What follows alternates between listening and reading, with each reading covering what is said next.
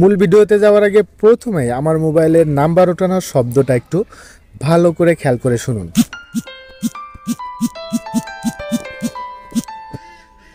দেন আরেকটা উঠাই।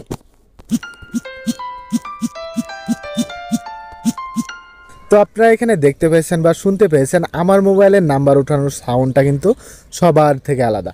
আমি যেই জায়গায় গিয়ে আমি মোবাইলের নাম্বার উঠাই না কেন সবাই কিন্তু শুনতে বাধ্য হয় যে আপনি এই সাউন্ড কিভাবে আপনার মোবাইলে অ্যাড করেছেন। হ্যাঁ বন্ধুরা, আপনিও কিন্তু আপনার মোবাইলে এই ধরনের সাউন্ড অ্যাড করতে পারবেন। কিভাবে অ্যাড করবেন চলুন সেই প্রসেসটাই আমি আপনাদেরকে ইন ডিটেলসে দেখিয়ে দিচ্ছি।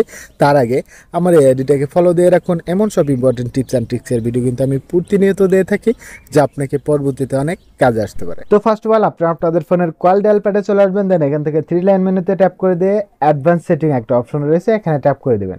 তারপর উপরে দেখতে পারেন ডায়াল প্যাড টাচ টোনস একটা অপশন আছে, এখানে ট্যাপ করে দিবেন। তারপর এখান থেকে টোনসে ট্যাপ করে দিবেন। দেন আমার এখানে কিন্তু দুইটা সাউন্ড ইফেক্ট রয়েছে, আপনাদের কিন্তু অনেকগুলো সাউন্ড ইফেক্ট থাকতে পারে। সো আপনারা এখান থেকে যে কোনো একটা সাউন্ড ইফেক্ট সিলেক্ট করে অন্যদেরকে কিন্তু আপনি অবাক করে দিতে পারবেন।